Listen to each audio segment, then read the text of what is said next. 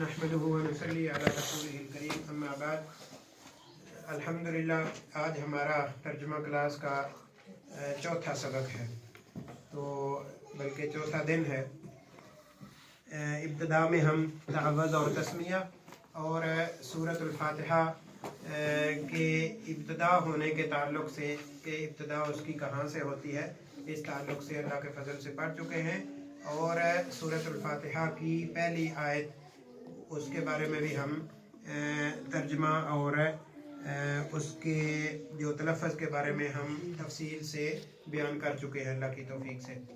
आज हम चौथे सबक के अंदर कोशिश करेंगे कि हम ज़्यादा से ज़्यादा आगे बढ़ सकें। अल्लाह ताला हमारे लिए आसानी वाला मामला फरमाए और लोगों आपके लिए और दीगर जो हमारे सुनने वाले हैं ऑनलाइन उनके लिए भी हदायत का अल्लाह ताला इसको ज़रिया बनाए और हम सब की निजात का अल्लाह ताला ज़रिया बना दे। तो आज हम दोबारा से शुरू करते हैं। अऊज़ु बिल्लाहि मिनश शैतानिर रजीम। अऊज़ु बिल्लाहि मिनश शैतानिर रजीम। बिस्मिल्लाहिर रहमानिर रहीम। बिस्मिल्लाहिर रहमानिर रहीम। अल्हम्दुलिल्लाहि रब्बिल आलमीन। अल्हम्दुलिल्लाहि रब्बिल आलमीन। तलफ़्फ़ुज़ पर खास ख्याल रखें। आपकी आवाज़ में मैं सुन रहा हूँ कि अल्हम्दुलिल्लाहि, इसके तलफ़्फ़ुज़ पर आपने ख्याल नहीं किया। आपने हा को मोटा पढ़ा है, जबकि ये बिल्कुल दुरुस्त नहीं है, इसका मीनिंग बिल्कुल तब्दील हो जाता है। तो लिहाजा दोबारा ख्याल करें। अल्हम्दुलिल्लाहि रब्बिल आलमीन। अल्हम्दुलिल्लाहि रब्बिल आलमीन। यहाँ तक हम पहले पढ़ चुके थे। अगली आयत अर्रहमानिर रहीम। अर्रहमानिर रहीम।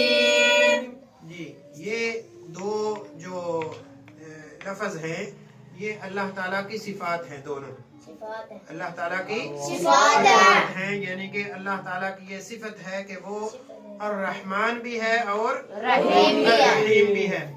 अर्रहमान जो है वो इसका मीनिंग है बहुत ज्यादा रहम करने वाला या बहुत ज्यादा मेहरबान भी इसका मीनिंग किया जाता है। तो बहुत ज्यादा मेहरबान अगर आप इसका जो मारूफ है मैना वो अगर किया जाए तो याद रखें कि अर्रहमान जो है वो अल्लाह ताला की सिफत दुनिया के अंदर बसने वाले तमाम लोगों के लिए है। दुनिया के अंदर बसने वाले तमाम लोगों के लिए है, चाहे वो काफिर हो या मुसलमान काफिर इंसान नहीं होते, चाहे काफिर हो या मुसलमान हो, चाहे अल्लाह ताला के फरमा बरदार हो या नाफरमान हो। ठीक है जी। तो अल्लाह ताला सब के लिए मेहरबान है। ठीक है, इसलिए कि अल्लाह ताला अगर सब पर मेहरबानी ना करे तो फिर ये अल्लाह ताला की सिफत, क्योंकि वो रब्बुल आलमीन है, उसने बेशक कोई काफिर हो इसके बावजूद वो बंदा किसका है? अल्लाह ताला का है। तो रसूलुल्लाह सल्लल्लाहु अलैहि वसल्लम के फरमान के मुताबिक एक बंदा जब पैदा होता है, पैदा होने से पहले पहले उसका रिज़्क अल्लाह ताला लिख देते हैं। तो चाहे वो अल्लाह ताला की नाफरमानी ही दुनिया के अंदर क्यों ना करे, चाहे बगावत ही क्यों न करे, इसके बावजूद अल्लाह ताला अपने वादे के मुताबिक जो कि उसकी पैदाइश से पहले ही हो चुका है, अल्लाह ताला उसको उसका रिज़्क मुहैया फरमाते हैं। तो लिहाजा अर्रहमान जो अल्लाह ताला की सिफत है वो दुनिया के अंदर बसने वाली तमाम मखलूकात, ठीक है, उनके लिए है। और अल्लाह ताला तमाम जो मेहरबान है یا تمام جو رحم کرنے والے ہیں ان سے زیادہ مہربان اور ان سے زیادہ رحم کرنے والا ہے. تو اسی صفت کی خاطر چاہے کوئی اللہ تعالیٰ کا باغی ہی کیوں نہیں ہے، اس کے باوجود اللہ تعالیٰ ان کو رزق مہیا کرتا ہے، اور ان کی جو سہولیات ان کو چاہیے وہ اللہ تعالیٰ ان کو مہیا فرماتا ہے. تو اور دوسری صفت ہے الرحیم، کہ اللہ تعالیٰ بہت زیادہ پیار کرنے والا ہے، بہت زیادہ محبت کرنے والا ہے، بہت زیادہ رحم کرنے والا ہے. تو یہ جو رحم یا پیار ہے یہ خاص ان لوگوں کے لیے ہوگا قیامت والے دن، قیامت والے دن جو اللہ تعالیٰ کے فرما بردار بندے ہیں. اور الحمدللہ تمام مسلمان جو حقیقی مسلمان ہیں وہ اس میں شامل ہیں. اللہ تعالیٰ ہمیں بھی ان میں شامل رکھے. جی تو اس لیے الرحیم جو صفت ہے وہ الرحمن سے بھی بڑی صفت ہے. ٹھیک ہے، تو اس لیے ہم یہ اللہ تعالیٰ کی دونوں صفات ہیں، اور اللہ تعالیٰ کے صفاتی یہ نام بھی ہے. اللہ تعالیٰ الرحمن ہے اور الرحیم ہے. اللہ تعالیٰ کے جو نام ہے نا اس میں رحمان اور رحیم نہیں کہنا چاہیے، الرحمن الرحیم. ٹھیک ہے، ہاں. اسی طرح الواحد، القہار، الجبار، المؤمن، المہیمن، العزیز، یہ سارے اللہ تعالیٰ کے نام ہیں. تو اللہ تعالیٰ کے ناموں کے ساتھ الف لام لگانا ضروری ہے. ٹھیک ہے جی. جی تو الرحمن جو بہت زیادہ مہربان ہے، اور الرحیم جو بہت زیادہ رحم کرنے والا ہے، پیار کرنے والا ہے. جی تو اگلی آیت میں، اگلی آیت پڑھیں. مالک یوم الدین، مالک یوم الدین. حذیفہ آپ حسن جاؤ اندر سے پانی لے کے.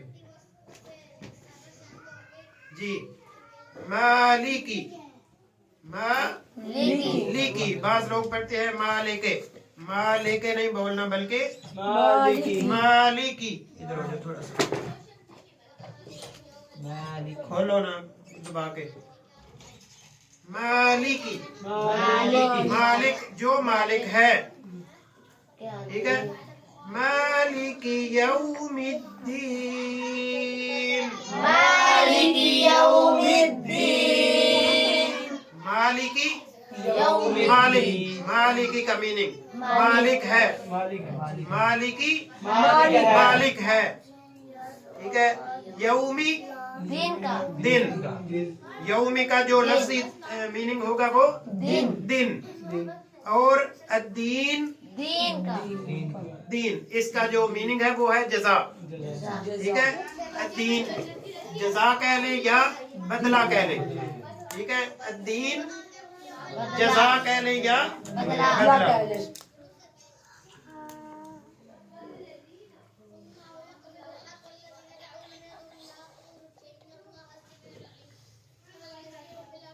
تو قیامت والے دن کو، قیامت والے دن کا ایک نام الدین بھی ہے، یعنی کہ وہ کون سا دن ہے جو کہ بدلے کا دن ہے. جو کس کا دن ہے؟ بدلے کا دن ہے. حتیٰ کہ رسول اللہ صلی اللہ علیہ وسلم نے فرمایا کہ قیامت والے دن اللہ تعالیٰ انصاف کرے گا. ٹھیک ہے، اللہ تعالیٰ انصاف کرے گا. جو بھی ظالم کسی نے ظلم کیا ہوگا وہ قیامت والے دن اس کا حساب دے گا، اس کا حساب دے گا. ٹھیک ہے جی.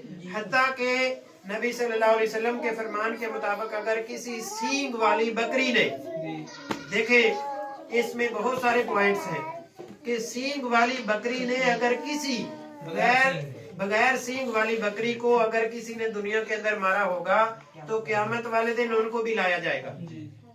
اور جو بغیر سینگ والی ہے اس کو حکم دیا جائے گا کہ جو دنیا کے اندر تیرے اوپر ظلم ہوا، آج وہی ظلم یا وہی جو اس کا بدلہ ہے آج آپ جو ہے وہ یہاں پہ لے سکتی ہو، اور وہ بدلہ اپنا لے گی.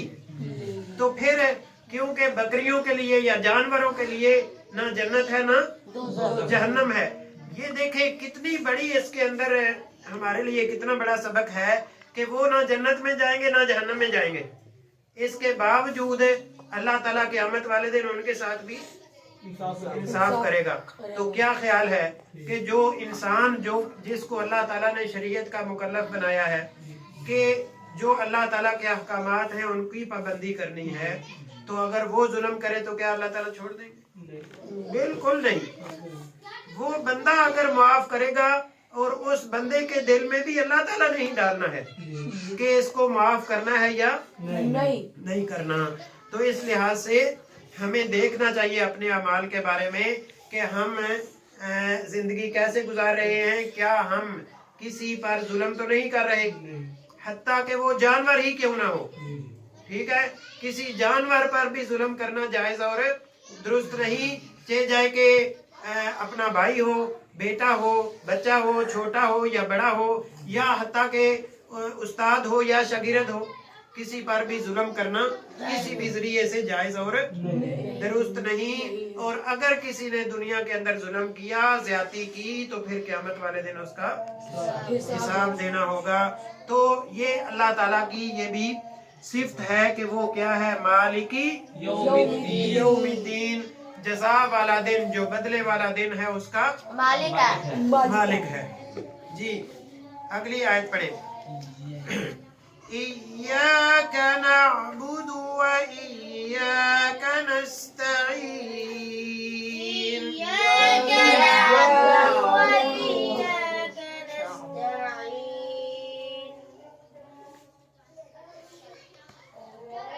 जी इय्याका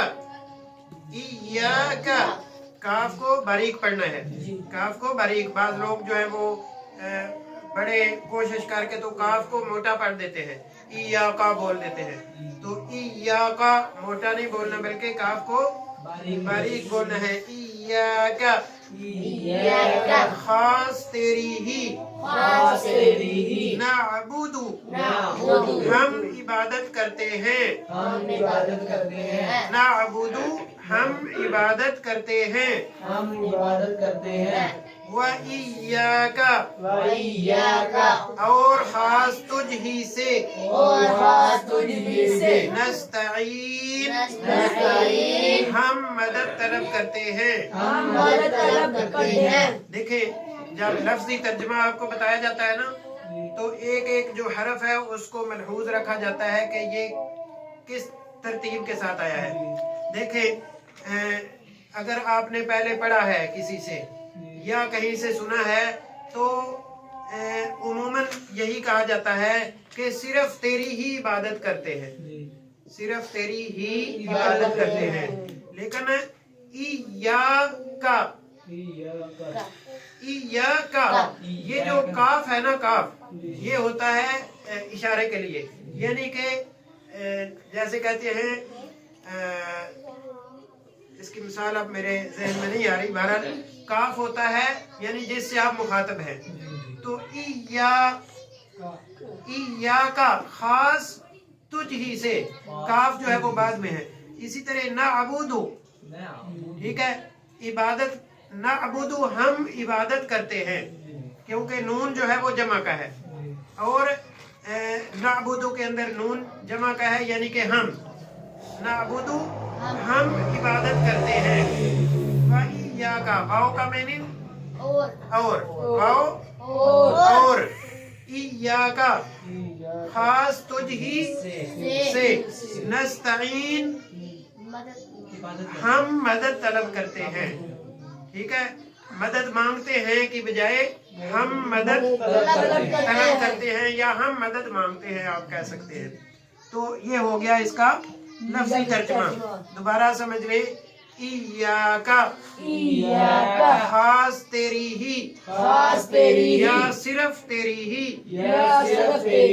नअबुदु हम इबादत करते हैं, व इय्याका और सिर्फ तुझ ही से, या आप कह सकते हैं صرف خاص تجھ ہی سے نستعین ہم مدد طلب کرتے ہیں جی. اور اس کا بامحاورہ ترجمہ ہوگا صرف تیری ہی ہم عبادت کرتے ہیں اور صرف تجھ ہی سے ہم مدد طلب کرتے ہیں. دیکھیں جیسا کہ میں نے آپ کو بتایا تھا کہ سورۃ الفاتحہ جو ہے نا اس کا نام ام القرآن بھی ہے. ام القرآن، قرآن کی ماں. ایک سورۃ الفاتحہ کا بھی خلاصہ ہے، وہ یہ آیت ہے، ایاک نعبد و ایاک نستعین. آج ہمارا جو حکمران تھا عمران خان، وہ بھی اس آیت کو پڑھتا تھا، پتہ ہے آپ کو، اور بہت سارے لوگ پڑھتے ہیں. لیکن یہ انسان اس آیت کو جو سمجھ جائے نا، وہ سمجھے کہ پورے معاملات وہ سمجھ جاتا ہے. سب سے پہلے دو چیزیں ہیں اس میں، کہ جو مدد طلب کرنا ہے، پہلے عبادت کرنی ہے. عبادت کرنی ہے وہ بھی صرف اللہ تعالیٰ کی، اور مدد طلب کرنی ہے تو وہ کس کی؟ کس سے؟ صرف اللہ تعالیٰ سے. بند کر دو، نہیں چلنے دو ادھر. کار سے لائٹ لگا دو.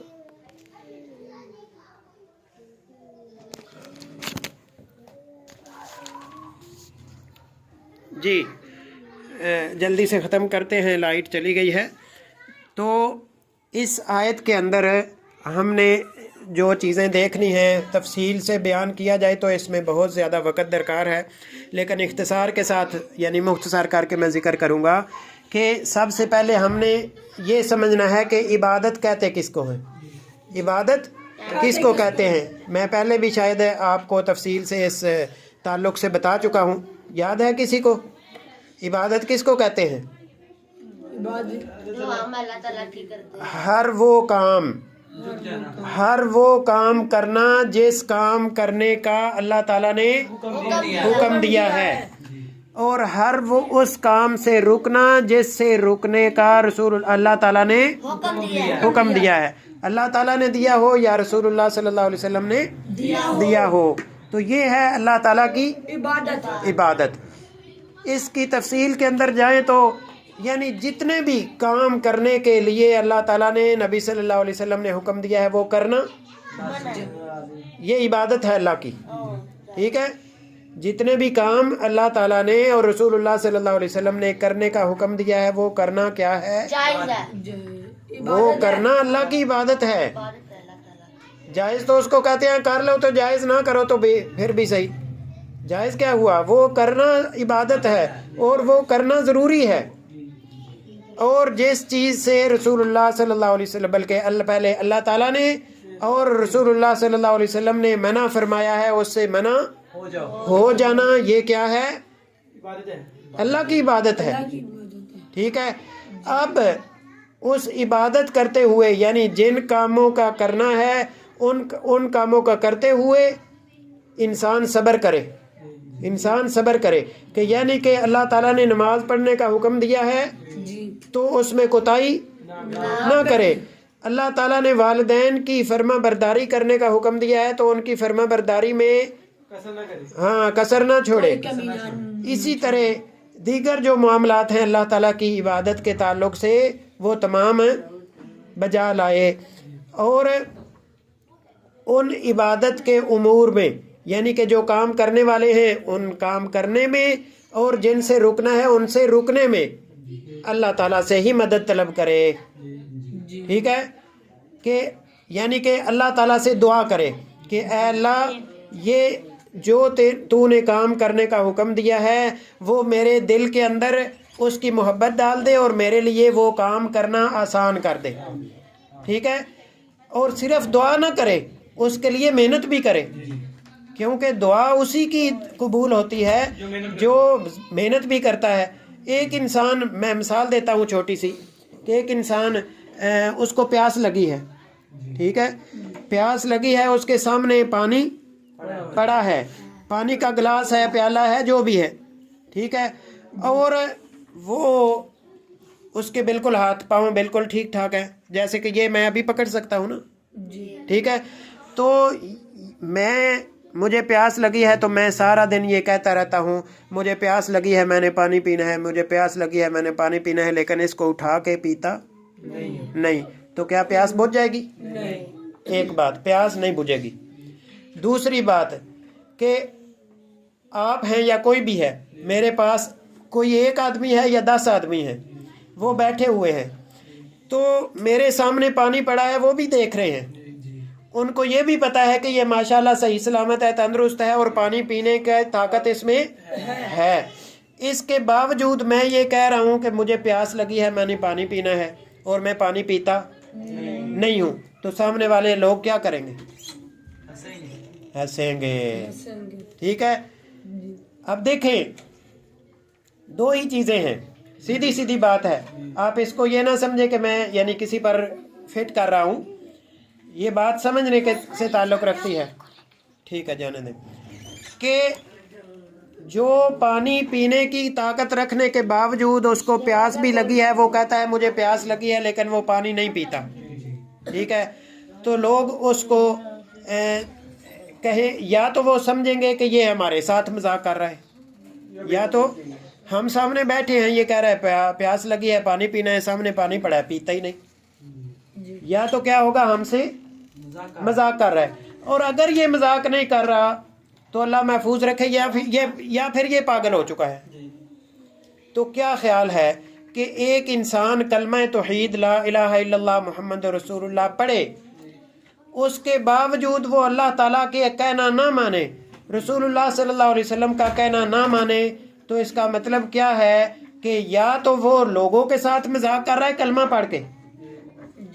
پڑھ کے لوگوں کو بیوقوف بنانا چاہتا ہے کہ بھائی میں مسلمان ہوں، اور حقیقت میں وہ مسلمان نہیں ہے.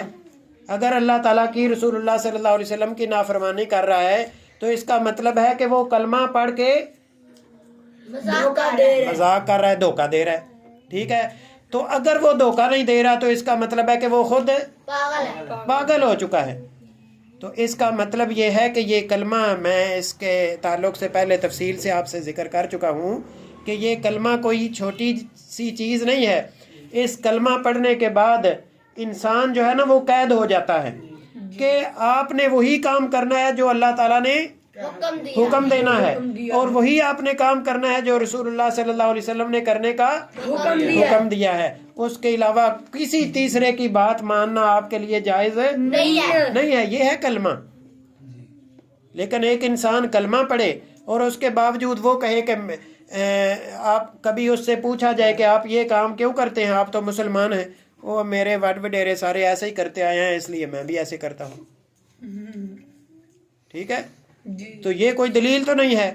چور جب چوری کرتا ہے نا تو اس سے پوچھے کہ تم نے چوری کیوں کیا، وہ کہتا ہے میرے بچے بھوکے مرتے ہیں، میں کیا کروں. تو بچے بھوکے مرتے ہیں تو محنت کرنی ہے یا پھر چوری کرنی ہے. ٹھیک ہے. تو یہ ساری مثالیں دینے کا مقصد یہ تھا کہ ہم نے اللہ تعالیٰ سے وعدہ کیا ہے کہ ہم نے عبادت کرنی ہے تو صرف تیری عبادت کرنی ہے. کس کی؟ ہاں، عبادت تیری نہیں کرنی، صرف تیری کرنی ہے.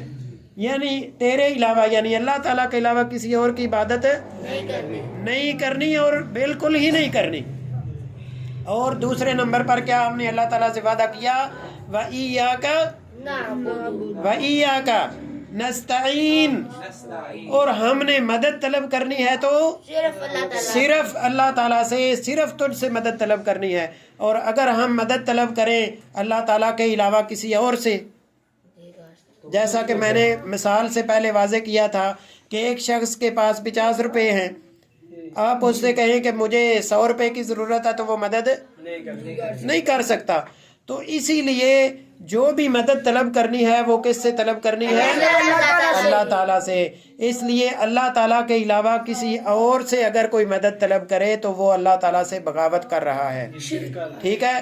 تو وہی بات ہے کہ جو کام اللہ تعالیٰ کے ہیں اس میں اللہ تعالیٰ اکیلا ہی ہے، وہ کسی اور جو ہے وہ اللہ تعالیٰ کا کوئی بھی شریک اور ساتھی اور مددگار نہیں ہے. تو اس لیے یہ قرآن مجید کا خلاصہ جو ہے وہ سورۃ الفاتحہ ہے، اور سورۃ الفاتحہ کا خلاصہ کون سی آیت ہے؟ ایاک نعبد و ایاک نستعین۔ شروع میں واو کدھر ہے؟ اللہ کے بندے تھوڑا سا دماغی طور پر بھی حاضر رہا کریں۔ ایاک نعبد و ایاک نستعین، یہ دونوں جو جملے ہیں اور ایک ہی آیت ہے، یہ ہمیں ہمارے عقیدے کے بارے میں بہت زیادہ اہم ہے، تو اس لیے ہمیں چاہیے کہ ہم عبادت کریں یا کہنا مانیں تو صرف اللہ تعالیٰ کا، اور اس کہنا ماننے کے اندر جو مصیبتیں، تکلیفیں، پریشانیاں آئیں اس میں مدد کس سے طلب کریں؟ صرف اللہ تعالیٰ سے، اور اللہ تعالیٰ ہی کی عبادت کرنی ہے تو اللہ تعالیٰ ہی کا کہنا ماننا ہے، تو اللہ تعالیٰ ہی نے یہ حکم دیا ہے کہ اپنے جو رسول اللہ صلی اللہ علیہ وسلم کی آپ کے اوپر اطاعت فرض اور ضروری ہے۔ جس نے اللہ تعالیٰ کے رسول صلی اللہ علیہ وسلم کی اطاعت نہ کی تو اللہ تعالیٰ پتہ ہے کیا کہتے ہیں؟ اللہ تعالیٰ فرماتے ہیں فَإِن تَوَلَّوْا، اگر آپ نے اللہ تعالیٰ اور اس کے رسول صلی اللہ علیہ وسلم کی بات نہ مانی تو اللہ فرماتے ہیں فَإِنَّ اللَّهَ لَا يُحِبُّ الْكَافِرِينَ، تو ایسے جو کافر لوگ ہیں، ایسے جو انکار کرنے والے ہیں، اللہ تعالیٰ ان کو پسند نہیں کرتا۔